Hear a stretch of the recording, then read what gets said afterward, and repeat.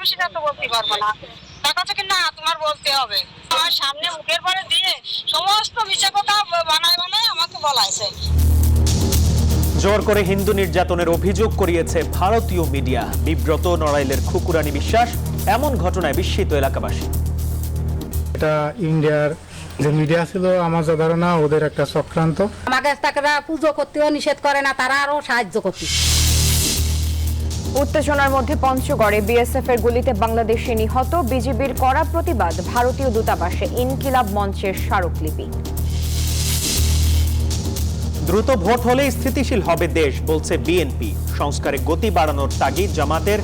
ব্যর্থ হলে বড় বিদ্রোহের আশঙ্কা জ্বালানি উপদেষ্টার। ভোট উৎসবে ছিন্নমূল প্রবাসীদের সামিল করতে চায় সরকার। পোস্টাল ব্যালট বিবেচনার পরামর্শ বিশেষজ্ঞের। বাজারে শীতের সবজির সরবরাহ বাড়লেও ক্রেতার নাভিশ্বাস। আরও চড়া দেশি আলুর দাম। ব্রয়লার মুরগির দরেও ঊর্ধ্বগতি। কৃষক আন্দোলনে উত্তাল ভারত। দিল্লিতে মোদি বিরোধী বিক্ষোভ। যোগ দিলেন রাহুল গান্ধী। অভিযোগের তীর যুক্তরাষ্ট্রের দিকে। আমরা জানাচ্ছি নিউজ 24 সংবাদের সাথে আছি আমরা দুজন। আমি সারা মেহজাবিন এবং আমি মাহমুদুল হাসান। দেখছিলেন সংবাদ শিরোনাম। এবার বিস্তারিত। হিন্দু নির্যাতনের অভিযোগ তুলে ভারতীয় মিডিয়ায় বক্তব্য দেয়া নড়াইলের খুকুরানী বিশ্বাস ফের আলোচনায়। ভারত থেকে দেয়া ভিডিও বার্তায় বলেছেন ভারতীয় সাংবাদিকরা তাকে দিয়ে জোর করে মিথ্যা বলিয়েছে। হিন্দু নির্যাতনের এমন অভিযোগে বিস্মিত এলাকাবাসী। স্বজনরা বলছেন ষড়যন্ত্রের শিকার হয়েছেন খুকুরানী। খায়রুল আলিফিন নানার তথ্য ছবিতে ডেস্ক রিপোর্ট। ঢাক ঢোল বাজানোর সঙ্গে সঙ্গে আসে প্রতিবাদ মানে যে বন্ধ করো। হিন্দু নির্যাতন নিয়ে নড়াইলের খুকুরানী বিশ্বাসের ভারতীয় মিডিয়ায় দেয়া এই বক্তব্যে তোলপাড় সামাজিক যোগাযোগ মাধ্যম। তার অভিযোগ ধরে নড়াইলের মাইজপাড়ার বুড়ামারা গ্রামে যায় নিউজ 24 টিম। শান্ত গ্রাম, নিরুদ্বেগে চলছে পূজা অর্চনা। নারী পুরুষও ব্যস্ত দৈনন্দিন কাজে। আপন খেয়ালে খেলাধুলায় মত্ত শিশুরাও। স্থানীয় সনাতনী হরিবাসর সংঘের গুরু খুকুরানী গত 2 ডিসেম্বর ভারতে যান আত্মীয়ের বিয়েতে। সীমান্ত পেরিয়ে ওপারে গেলে তাকে ঘিরে ধরে ভারতীয় মিডিয়া। সেখানে তিনি কথিত নির্যাতনের অভিযোগ করেন। তার এমন বক্তব্যে মর্মাহত এলাকাবাসী। স্বজনদের অভিযোগ ষড়যন্ত্রের শিকার খুকুরানী। ইন্ডিয়ার যে মিডিয়া ছিল, আমার যা ধারণা ওদের একটা চক্রান্ত। এই কথাগুলো বললো এ তো মানে আমার তো বলার নেই। আমি তো শুধু মানে দেবে অস্থির হয়ে গেছি। কুকুরানি ভারতে যে যা বলেছে আমাদের বুড়ামারা গ্রামে এটা মোটে নাই। আমাকে তারা পুজো করতেও নিষেধ করে না, তারা আরো সাহায্য করতে। এক ভিডিও বার্তায় খুকুরানীও দাবি জানান তাকে দিয়ে মিথ্যা বলানোর চেষ্টা করেছে ভারতীয় মিডিয়া। আমি যা বলতেছি এইগুলো তুমি এই জায়গায় বলবা সবাইকে। আমি বলছি না না আমি যেটা না পারি আমি সেটা তো বলতে পারবো না। দেখা যাচ্ছে কি না তোমার বলতে হবে। তারপরে আমাকে বলতেছে এই বালি এই কাজগুলো করো। আমার সামনে মুখের পরে দিয়ে সমস্ত মিথ্যা কথা বানায় বানায় আমাকে বলাইছে। স্থানীয় বাসিন্দারা বলছেন যুগ যুগ ধরে নড়াইলে হিন্দু মুসলমানদের সম্প্রীতি রেওয়াজ, কিন্তু ভারতীয় মিডিয়ার অপপ্রচার নতুন করে সংকটে ফেলছে সংখ্যালঘুদের। Desk report, news 24। পুলিশি বাধায় পদযাত্রা থামিয়ে ভারতীয় হাইকমিশনে স্মারকলিপি দিয়ে ফিরে গেছেন ইনকিলাব মঞ্চের নেতারা। শুক্রবার বিকালে রাজধানীর গুলশান থেকে পদযাত্রা শুরু করে ইনকিলাব মঞ্চের বিক্ষুব্ধ সদস্যরা। কিছুদূর যাওয়ার পর পুলিশি বাধার মুখে পড়ে তারা। পরে মঞ্চের 3 সদস্য ভারতীয় দূতাবাসে স্মারকলিপি জমা দেয়।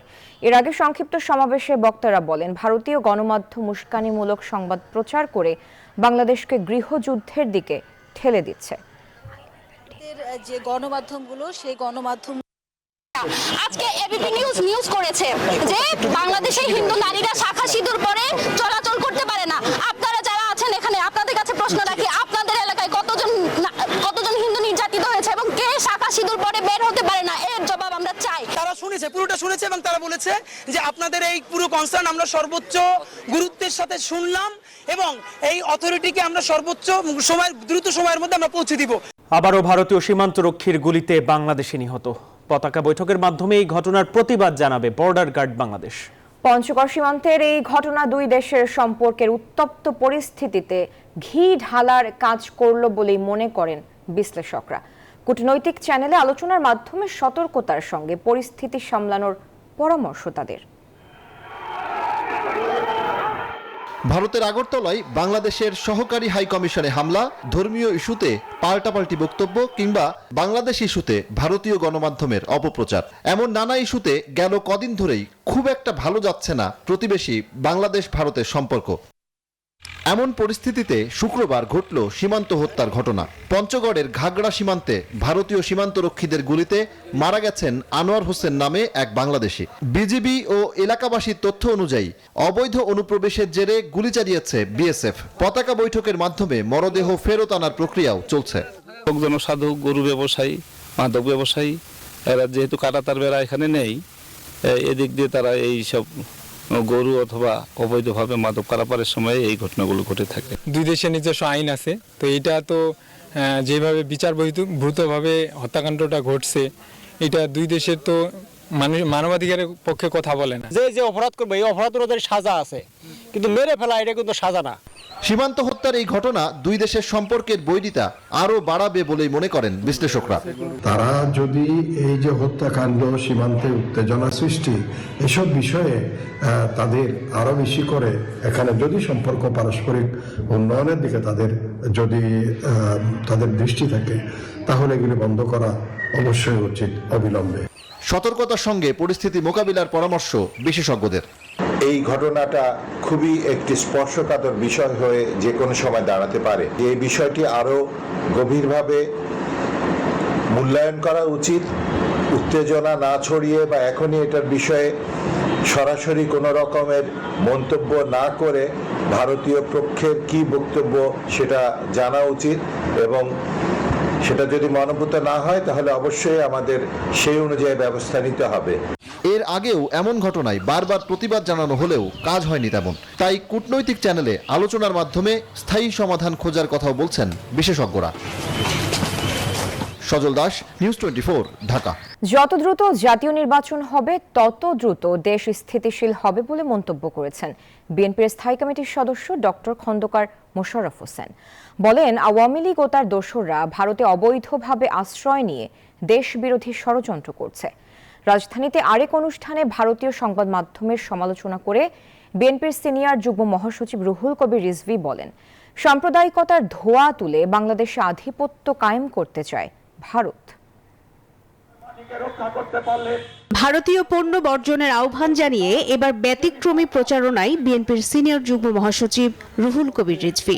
শুক্রবার রাজধানীর গুলশানে দেশীয় পণ্য বিক্রি কার্যক্রম উদ্বোধন করে দেশবাসীকে ভারতীয় পণ্য বর্জনের আহ্বান জানান তিনি। বলেন, ভারত যদি নিজেদের আচরণে পরিবর্তন না আনে তাহলে তাদের সাথে আগামীতে ব্যবসা বাণিজ্য হবে কিনা সেটা ভাবা হবে। এই গ্লোবালাইজ পৃথিবীতে একে অন্যের সাথে লেনদেন হয়, বাণিজ্য হয়, কিন্তু যারা ঘৃণা করে আমাদেরকে, যারা আমাদের দেশের প্রতি আগ্রাসন চালাতে উস্কানি দেয়, তাদের সাথে আমরা কোনো ব্যবসা বাণিজ্য করতে চাই। এদিকে জাতীয় প্রেস ক্লাবে এক আলোচনায় বিএনপির স্থায়ী কমিটির সদস্য ডক্টর খন্দকার মোশাররফ হোসেন বলেন, বাংলাদেশে উস্কানি দিয়ে পরিস্থিতি ঘোলাটে করার চেষ্টা করা হচ্ছে। তারা আজকে অবশ্যই একটি দেশে আশ্রয় গ্রহণ করেছে, এবং সেটা কিন্তু বৈধভাবে আশ্রয় গ্রহণ নয়, অবৈধভাবে একটি দেশে আছে। সেখান থেকে তারা ষড়যন্ত্র করবে, এটা আমরা অবিশ্বাস করি না। কেননা তারা চেষ্টা করবে, তারা পতিত একটি স্বৈরাচারী সরকার, তারা চেষ্টা করবে বাংলাদেশে একটা অশান্তি সৃষ্টির জন্য, আমাদের মধ্যে বিভেদ সৃষ্টি করার জন্য। সেই চেষ্টাগুলো যে করছে আপনারা নিজেরা সকলেই টের পাচ্ছেন। অন্তর্বর্তী সরকার প্রধান ডক্টর ইউনূসের উদ্যোগে জাতীয় ঐক্য বিএনপির দেয়া 31 দফারই প্রতিফলন, এমন মন্তব্য করেন বিএনপি নেতা আমানুল্লাহ আমান। আজকে অন্তর্বর্তীকালীন সরকারকে আমাদের সহযোগিতা করতে হবে। আজকে ষড়যন্ত্র শুরু হয়েছে, চক্রান্ত শুরু হয়েছে অন্তর্বর্তীকালীন সরকারের বিরুদ্ধে, দেশের বিরুদ্ধে, দেশের মানুষের বিরুদ্ধে, স্বাধীনতার বিরুদ্ধে, সার্বভৌমত্বের বিরুদ্ধে। অন্তর্বর্তী সরকার যাতে ব্যর্থ হয়, ষড়যন্ত্রকারীরা তার সব ধরনের চেষ্টা করবে বলেও মন্তব্য করেন বিএনপি নেতারা। আমাদের দেশকে রক্ষা করা। মারুফা রহমান, নিউজ 24, ঢাকা।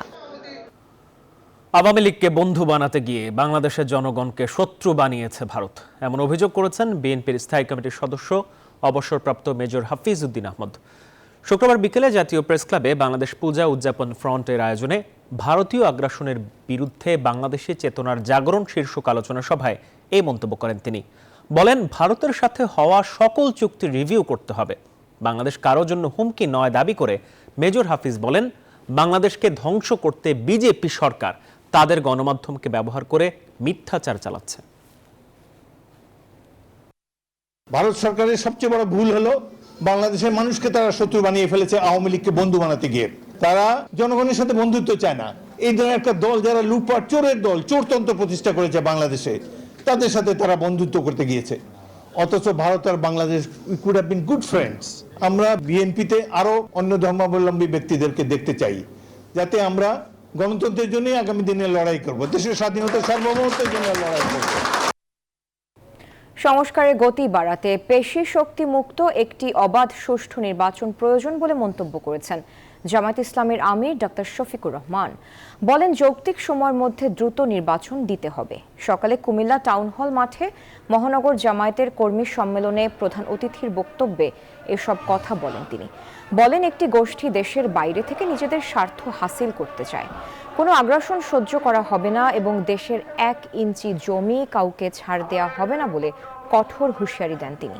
বলেন, জামায়াত ক্ষমতায় গেলে দুর্নীতি ও বৈষম্যহীন এক দেশ গড়ে তোলা হবে। নির্বাচন হতে হবে সুষ্ঠু, অবাধ এবং গ্রহণযোগ্য। এখানে কোনো পেশি শক্তি অথবা টাকার খেলা চলবে না। এই রাস্তা বন্ধ করতে হবে। এই রাস্তা যদি বন্ধ করতে হয় তাইলে কতগুলো প্রয়োজনীয় সংস্কারও আনতে হবে। সেই সংস্কারে সরকার হাত দিয়েছে। আমরা সরকারকে অনুরোধ করব সংস্কারে গতি বাড়ান। সংস্কারে গতি বাড়িয়ে মৌলিক সংস্কারগুলো করে একটা সুষ্ঠু নির্বাচন জাতিকে উপহার দেন। আপনারা যেন ইতিহাসে স্মরণীয় হয়ে থাকতে পারেন। প্রশাসন থেকে আওয়ামী দোসরদের বিতাড়িত করা অন্তর্বর্তী সরকারের অন্যতম কাজ, এমন মন্তব্য করেছেন জামাত ইসলামের কেন্দ্রীয় নায়েবে আমির অধ্যাপক মুজিবুর রহমান। সকালে রাজধানীর শাহজাহানপুরে জামাতের কর্মী সম্মেলনে এই কথা বলেন তিনি। এই সফলতাকে যদি ধরে রাখতে হয় তাহলে আমাদেরকে সুন্দরভাবে সংস্কার করে নির্বাচন করতে হবে। এই নির্বাচনে যারা এই ক্ষমতা আসবে তাদেরকে নিয়েই আমরা এই দেশকে পরিচালনা করব। আমার ভোট আমি দেবো, যাকে ইচ্ছা তাকে দেবো, সেটাই আমাদের করতে হবে। অন্তর্বর্তীকালীন সরকার ব্যর্থ হলে আরও বড় বিদ্রোহ হবে বলে মন্তব্য করেছেন বিদ্যুৎ, জ্বালানি ও খনিজ সম্পদ বিষয়ক উপদেষ্টা ফজলুল কবির খান। শুক্রবার FBHRO 6ষ্ঠ জাতীয় HR সম্মেলনে প্রধান অতিথির বক্তব্যে এ কথা বলেন তিনি। এ সময় পূর্ববর্তী সরকারের বিভিন্ন প্রকল্পের সমালোচনা করে উপদেষ্টা বলেন, সুনির্দিষ্ট পরিকল্পনা ছাড়া অনেক প্রকল্প বাস্তবায়ন করায় সেগুলো এখন লোকসানের মুখে। দক্ষ জনবল সংকট দেশের উন্নয়নের পথে বড় বাধা বলেও মনে করেন উপদেষ্টা। আমাদের এই সোল সার্চিং করতে হবে যে এইসব স্কিলগুলো যদি না থাকে তাহলে তো এইভাবে অপচয় করে আমি কতদিন চালাতে পারবো। আর অপচয়ের যে পরিণতি সেটা তো আমরা সবাই আমাদের চোখের সামনে জানি, যেটা হাজার হাজার মানুষ, লক্ষ লক্ষ মানুষ রাস্তায় নেমে এসছে বিদ্রোহে। এবং এটা যদি অব্যাহত থাকে, শুধুমাত্র ছাত্ররা এসেছিল এবার, কিন্তু এইবার যদি আমরা ফেল করি তাহলে কিন্তু আরো অনেক বড় বিদ্রোহ হবে। অনেকে মনে করে এটা একটা ওয়ান টাইম এপিসোড, এটা কিন্তু ওয়ান টাইম এপিসোড না। আগামী নির্বাচনে ছিন্নমূল ও প্রবাসী নাগরিকদের ভোট নিশ্চিত করতে চায় সংস্কার কমিশন। ভোটের উৎসবে তাদের সামিল করতে পোস্টাল ভোটের প্রস্তাব বিবেচনা করার পরামর্শ বিশ্লেষকের। অন্তরা বিশ্বাসের প্রতিবেদন। স্থায়ী ঠিকানা নেই রাজধানীতে এমন ছিন্নমূল মানুষের সংখ্যা প্রায় 50,000। সারা দেশে রয়েছেন আরও অনেকে। 2 মার্চের পর বাড়ি বাড়ি গিয়ে ভোটার তালিকা হালনাগাদ করা শুরু করবে নতুন নির্বাচন কমিশন। কিন্তু যাদের বাড়িই নেই তাদের কি হবে? তারাও তো বাংলাদেশের নাগরিক, তাদেরও আছে ভোটের অধিকার। নির্বাচন কমিশন যদি এই সিদ্ধান্ত নিয়ে থাকে যে বাড়ি বাড়ি যে ভোটার তালিকা হালনাগাদ করবে, খুব ভালো সিদ্ধান্ত। কিন্তু যাদের বাড়ি নেই, ঠিকানা নেই, তাদেরকে খুঁজে বের করা, তারাও তো এদেশের মানুষ। জীবিকার প্রয়োজনে বিদেশে কর্মরত আছেন প্রায় 1.5 কোটি মানুষ। এবার তাদেরও ভোট নেয়ার প্রস্তাব দিতে যাচ্ছে নির্বাচন ব্যবস্থা সংস্কার কমিশন। প্রবাসীদের ভোটার তালিকার অন্তর্ভুক্ত করে ভোট নেয়ার আহ্বান তাদের। যেমন আমি মালয়েশিয়াতে একবার গিয়ে দেখলাম, যারা বাংলাদেশে কাজ করে তাদের অফিসিয়াল নাম্বার হয়তো 10-12 লাখ, কিন্তু আনঅফিসিয়ালি কিন্তু আরও 5-6 লাখ বেশি আছে। সবার আইডি কার্ড নেই, আবার আইডি কার্ড নেই, সবাই ভোটারও হয়নি। তো পাসপোর্টটাকে বেসিস করে আমার আইডি কার্ড দেওয়া হোক, আচ্ছা আইডি কার্ড দিল, এইবার তাকে ভোটিং রাইট দেওয়ার জন্য আবার সেকেন্ড রেজিস্ট্রেশন দরকার আছে। তারপরে হচ্ছে অ্যাম্বাসিকে কিছু দায়িত্ব নিতে হবে যে তাদের এখান থেকে ব্যালট পেপারটা কোন সিস্টেমে যাবে, তারা কি এসে অ্যাম্বাসিতে এসে ভোট দিবে নাকি তাদের ব্যালট পেপারটা তার নিজ নিজ কর্মস্থলে চলে যাবে। আমাদের যে সব দেশে প্রবাসী শ্রমিক আছে, সব দেশেই মিশন আছে, বাংলাদেশ মিশন, তারা সহায়তা করলে এটা সহজ হবে। অনেকে পেশাগত কারণে নিজ এলাকায় ভোট দিতে যেতে পারেন না, তাদেরকে পোস্টাল ভোট দেওয়ার সুযোগও করে দেওয়ার প্রস্তাব দিতে চাইছে সংস্কার কমিশন। দেশের মধ্যে থেকে আমি অসুস্থ, বৃদ্ধ মহিলা, সে ভোট সেন্টারে যেতে পারবে না বা পারে না, অথবা কর্মস্থলে কর্ম উপলক্ষে আপনি বাইরে আছেন, আপনার ভোটার হচ্ছে আরেক জায়গায়, অথবা আপনি ভোটের দিন আপনার অনেক দায়িত্ব বেশি, আপনার পক্ষে ভোট কেন্দ্রে গিয়ে ভোট দেওয়া সম্ভব না, তাহলে আপনার ভোটটা নষ্ট হবে কেন? তাহলে আপনি যেখানেই থাকুন, আপনি 1 সপ্তাহ আগে ভোট দিয়ে দিবেন, 1 সপ্তাহ আগের মধ্যে সময়ের মধ্যে ভোট দিয়ে দিবেন। ছিন্নমূলদের অনেকেই আবার জাতীয় পরিচয়পত্র থাকলেও টাকার অভাবে ভোট দিতে এলাকায় যান না। রাজনীতিবিদরা এই ভোটারদের এলাকায় নিয়ে ভোট দেওয়ার ব্যবস্থা করতে পারবেন বলে মত রাজনীতি বিশ্লেষকদের। অন্তরা বিশ্বাস, নিউজ 24, ঢাকা। জঙ্গি নাটক সাজানো সহ আরও নানা ইস্যুতে প্রথম আলোর বিচার দাবি করছেন সাধারণ মানুষ। তাদের দাবি, ভারতীয় আধিপত্যবাদ বিস্তারে বিশেষ এজেন্ডা নিয়ে কাজ করছে প্রথম আলো। তাই দেশের বৃহত্তর স্বার্থেই তাদেরকে দ্রুত আইনের আওতায় আনা উচিত বলে মনে করেন তারা। এই প্রথম আলো পর্যাপ্ত পরিমাণ নষ্টামি করে এবং তারা এই আমাদের যুবকদেরকে জঙ্গি বলে প্রচার করে। প্রথম আলোর ভিতরেও কিছু শয়তান আছে তাদের সাংবাদিকদের মধ্যে। একটা পত্রিকায় বিভিন্ন সময় জঙ্গি সংগঠন হিসেবে মুসলমানদেরকে এমনকি দাড়ি টুপি আলাদেরকে যারা বলছিল, তারাই অরিজিনালি ছিল সরকারের দালাল। সাম্প্রতিক যে কোনো কিছু, যে কোনো সময়, যে কোনো ইস্যু, যে সঠিকটা আমাদের তুলে ধরতে হবে। মানুষকে সৃষ্টি করার সময়ে শয়তান বিরোধিতা করেছিল। শয়তান মানুষকে যে আল্লাহ তাআলা শ্রেষ্ঠ হিসেবে সৃষ্টি করেছেন সেটা সে মানতে পারতেছিল না। এই কারণে এই শয়তান তো মানুষের পিছনে লেগে আছে। প্রথম আলোর ভিতরেও কিছু শয়তান আছে তাদের সাংবাদিকদের মধ্যে।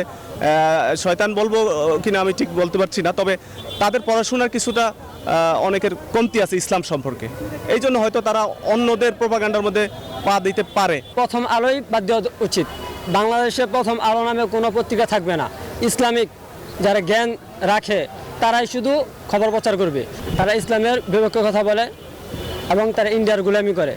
এই প্রথম আলো পর্যাপ্ত পরিমাণ নষ্টামি করে এবং তারা এই আমাদের যুবকদেরকে জঙ্গি বলে প্রচার করে। স্বৈরাচারী বিদায় করা হয়েছে, প্রথম আলো সরাই দিতে হবে। আসলে সাজানো তো সাজানো জিনিসই, এটা মূলত বাংলাদেশের ইসলামিক রাজনীতিকদেরকে, বিশেষ করে ইসলাম ধর্মকে হ্যায় প্রতিকরণের জন্য এটা সম্পূর্ণ ভারতের একটি চাল এবং ভারতের মিডিয়া তৈরি। আপনি দেখেন বাবরি মসজিদ ভাঙছে, তাদের কোনো প্রতিবাদ নাই।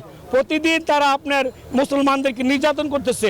একটা পত্রিকায় বিভিন্ন সময় জঙ্গি সংগঠন হিসেবে মুসলমানদেরকে এমনকি দাড়ি টুপি আলাদেরকে যারা বলছিল, তারাই অরিজিনালি ছিল সরকারের দালাল। বিগত দিনে সরকারের দালাল ছিল, এখন তারা কোথায়? এমনকি আপনাদের মিডিয়ার মাধ্যমে যারা জঙ্গি সংগঠন আমাদের মুসলমান ভাইদেরকে নিয়ে বলছিল, তারা এখন কোথায় আছে? তারা এখন এখানে নাই কেন? তারা সঠিক তদন্ত, সঠিক খবর পত্রিকায় দেখা নাই, জাতিকে দেখা নাই, বিশ্ব মুসলমানকে দেখা নাই। চট্টগ্রাম আদালতের সহকারী পাবলিক প্রসিকিউটর সাইফুল ইসলাম আলিফ হত্যার প্রধান আসামি চন্দন দাসকে 7 দিনের এবং রিপন দাসকে 5 দিনের রিমান্ড মঞ্জুর করেছেন আদালত। রিমান্ডে জিজ্ঞাসাবাদে গুরুত্বপূর্ণ তথ্য পাওয়া যাবে বলে প্রত্যাশা পুলিশের। চট্টগ্রাম আদালতের সহকারী পাবলিক প্রসিকিউটর সাইফুল ইসলাম আলিফ হত্যার যে ভিডিও পাওয়া গেছে তাতে কমলা রঙের গেঞ্জি পরা চন্দন দাসকে ছুরি হাতে এবং নীল রঙের গেঞ্জি পরা রিপন দাসকে ধারালো বটি হাতে এলোপাতাড়ি কোপাতে দেখা যায়। হত্যা মামলার প্রধান আসামি চন্দন দাসকে বুধবার মধ্যরাতে ভৈরব থেকে গ্রেপ্তার করে পুলিশ। বৃহস্পতিবার আনোয়ারা থেকে গ্রেপ্তার হয় রিপন দাস। তাদের শুক্রবার আদালতে হাজির করে 10 দিনের রিমান্ড আবেদন করে পুলিশ। পরে মেট্রোপলিটন ম্যাজিস্ট্রেট আদালতের বিচারক চন্দনকে 7 দিনের এবং রিপনকে 5 দিনের রিমান্ড মঞ্জুর করেন। কিন্তু মাননীয় আদালত বিবেচনা করে আসামি 1 নম্বর চন্দনকে 7 দিনের রিমান্ড এবং 2 নম্বর আসামি রিপনকে 5 দিনের রিমান্ড মঞ্জুর করেন। এটা ঠান্ডা মাথায় পরিকল্পিত অন্যান্য কারো প্ররোচনায় এই হত্যাকাণ্ডটা হয়েছে। শুধু এজাহার নামীয় নয়, যারা এজাহারের বাইরে রয়েছে ভিডিও দিয়ে দেখে তাদেরকে সত্তর গ্রেপ্তার করা দরকার। এই ঘটনায় এই পর্যন্ত 11 জনকে গ্রেপ্তার করা হলেও হত্যাকাণ্ডে 31 জন জড়িত ছিল বলেছে পুলিশ। বাকিদের ধরতে চলছে অভিযান। সে কেন হত্যা করেছে এটা তদন্তের ব্যাপার। এখন পর্যন্ত আমরা রিমান্ডে এনে আসামির কাছ থেকে প্রকৃত তথ্য পাবো। খুনিদের ফাঁসির দাবিতে শুক্রবার আদালতে স্লোগান দেন সাধারণ আইনজীবীরা। এই সময় হিন্দুত্ববাদী সংগঠন ইসকন নিষিদ্ধের দাবি জানান তারা। নয়ন বড়ুয়া, জয়, নিউজ 24, চট্টগ্রাম। শেখ হাসিনার নেতৃত্বে যারা আওয়ামী লীগ করবেন তারা দেশদ্রোহী এমন মন্তব্য করে নতুন নেতৃত্ব খোঁজার আহ্বান জানিয়েছেন ইসলামী আন্দোলন বাংলাদেশের আমির ও চরমোনাই পীর মুফতি সৈয়দ মোহাম্মদ রেজাউল করিম। দুপুরে সোহরাওয়ার্দী উদ্যানে ইসলামী ছাত্র আন্দোলন কেন্দ্রীয় সম্মেলনে তিনি মন্তব্য করেন। বলেন, বাংলাদেশে অশান্তি সৃষ্টি করতে নীল নকশা করছে ভারত। নেতারা বলেন, ইসকন ধর্মের আড়ালে সন্ত্রাসী সংগঠন। এছাড়াও মোস্তফা সরওয়ার ফারুকীকে উপদেষ্টা পদ থেকে সরিয়ে দেওয়ার দাবিও জানান তারা। নিত্যপণ্যের চড়া দামে নাভিশ্বাস সাধারণ মানুষের। শীতকালীন সবজির দাম কিছুটা কমলেও নাগালের বাইরে বলছেন ক্রেতা। এদিকে ভারতীয় আলু আমদানি বন্ধে বেড়েছে দেশি আলুর দাম, বেড়েছে ব্রয়লার মুরগির দামও। সাপ্তাহিক ছুটির দিনে বাজারের ক্রেতা সমাগম থাকলেও নিত্যপণ্যের চড়া দামে নাকাল অবস্থা ক্রেতার। শীতকালীন সবজি কেজিতে 10 থেকে 20 টাকা কমলেও সাধারণ মানুষের নাগালের বাইরে। ফুলকপি 30 থেকে 40 টাকা পিস, মূলা কেজি প্রতি 30, পটল কেজি প্রতি 50 থেকে 60 টাকায় বিক্রি হচ্ছে। মানভেদের শিম 50 থেকে 80 টাকা এবং লাউ প্রতি পিস 70 থেকে 80 টাকায় বিক্রি হচ্ছে। এছাড়া মানভেদে কাঁচামরিচ বিক্রি হচ্ছে 60 থেকে 100 টাকা কেজিতে। দাম দেখে খাইতে পারি না, কিনা খাইতে পারি না। খাই যে জায়গায় 1 কেজি খাইতাম এই জায়গায় আধা কেজি করে খাওয়া লাগে। সাধারণ মানুষ তো কিনতে পারতেছে না, ঠিক আছে, দামটা একটু কম হলে আর একটু ভালো হতো, কিন্তু সিন্ডিকেট হয়তো এগুলো করতেছে। প্রত্যেকটা সবজি অলমোস্ট 100 টাকা, 120 টাকা, 30 টাকা, বাট এখন এই প্রোডাকশনে আমাদের অ্যাকচুয়াল হওয়া উচিত কিন্তু 50 টাকার নিচে। তাহলে যদি উইন্টার চলে যায় ফেব্রুয়ারির পরে, তখন আলটিমেটলি 200 টাকার নিচে কেউ সবজি খেতে পারবে না। এই সপ্তাহেও কমেনি আলুর দাম। দেশি আলু কেজিতে বিক্রি হচ্ছে 100 থেকে 110 টাকায়। বিক্রেতারা বলছেন, ভারতীয় আলু আমদানি না থাকায় কমছে না দাম। এতদিন যাবে ইন্ডিয়ান আলু, দেশি আলু ছোট সাইজ, দামও বেশি। ইন্ডিয়ান তো এক্সপোর্ট বন্ধ হয়ে গেছে। দেশি আলু আসতেছে, আমি আশাবাদী। বর্তমানে আলু হলে আপনার 100 থেকে 110 টাকা কেজি, আর হলে আপনি আশাবাদী যে আমরা 1 সপ্তাহের ভিতরে আপনি হলো 60-70-এর ভিতরে আলু আইসা পড়বে আর কি। প্রচন্ড পরিমাণ শীতের সবজি আছে বাজারে, দাম না কমার কারণ হইল ব্যাপারীরা কমে আনতে পারতেছে না। মাছ মাংসের বাজারে বেড়েছে ব্রয়লার মুরগির দাম। কেজি প্রতি বিক্রি হচ্ছে 180 টাকায়, সোনালী মুরগি বিক্রি হচ্ছে 320 টাকায়। রুই মাছ বিক্রি হচ্ছে 450 টাকা কেজিতে। ইলিশ আকার ভেদে 2000 থেকে 2500 টাকা কেজিতে বিক্রি হচ্ছে। বিক্রেতারা বলছেন, গত সপ্তাহের মতোই আছে মাছের দাম। গেছে সপ্তাহে ঘাটে যে পাইকারি বাজারে যেই দাম গেছে সেই দামই আমরা আনছি, এই সপ্তাহে এই দামই বিক্রি আছে। মরিয়ম আজিজ মৌরিন, নিউজ 24, ঢাকা। আন্তর্জাতিক প্রসঙ্গ। কৃষকদের দিল্লি চলো আন্দোলনে উত্তাল ভারত। পুলিশের সাথে ঘটছে দফায় দফায় সংঘর্ষ। এদিকে আদানি কাণ্ডে মোদি বিরোধী বিক্ষোভে একাট্টা বিরোধী দলগুলো। আন্দোলনে যোগ দেন রাহুল গান্ধী। তবে ভারতকে অস্থিতিশীল করার চেষ্টা করছে যুক্তরাষ্ট্র, এমন অভিযোগ করেছে বিজেপি। কৃষক আন্দোলনে আবারও উত্তাল ভারত। দিল্লি চলো কর্মসূচি থামাতে শুক্রবার মারমুখী ছিল পুলিশ। এ সময় নিরাপত্তা বাহিনী কাঁদানে গ্যাস নিক্ষেপ করলে অন্তত 2 জন আহত হন। মূলত কৃষক সংগঠনগুলোর ডাকে সাড়া দিয়ে হরিয়ানাতে জড়ো হন কৃষকরা। সেখান থেকেই দুপুর 1টায় দিল্লির উদ্দেশ্যে হেঁটে রওনা দেন তারা। শম্ভু সীমানায় পৌঁছাতেই তাদের আটকে দেওয়া হয়। শুধু হরিয়ানা নয়, পাঞ্জাব থেকেও দিল্লিমুখী যাত্রা শুরু করেছে হাজারো কৃষক। এদিকে আদানি কাণ্ডে পার্লামেন্টের সমাধান না পেয়ে এবার রাজপথে কংগ্রেস সহ বিরোধীরা। ভারতের সংসদের বাইরে নরেন্দ্র মোদী বিরোধী বিক্ষোভ অনুষ্ঠিত হয়েছে, আর এতে যোগ দেন লোকসভার বিরোধী দলীয় নেতা রাহুল গান্ধী। বিক্ষোভে আদানি মোদী এক এমন স্লোগানও ছিল তাদের কণ্ঠে। मोदी जी अदानी जी का इन्वेस्टिगेशन नहीं करा सकते, क्योंकि अगर वो कराएंगे तो वो अपना ही इन्वेस्टिगेशन कराएंगे। এদিকে যুক্তরাষ্ট্র ভারতকে নিশানা করছে বলে অভিযোগ করেছে নরেন্দ্র মোদীর বিজেপি। শাসক দলটি বলছে, মার্কিন পররাষ্ট্র মন্ত্রণালয় এবং দেশটির ডিপ স্টেট উপাদানগুলো তদন্তকারী সাংবাদিক এবং বিরোধী দলীয় নেতা রাহুল গান্ধীর সাথে একযোগে ভারতকে অস্থিতিশীল করার চেষ্টা করছে। মাসুদ রানা, নিউজ 24। এই ছিল সংবাদে। ধন্যবাদ।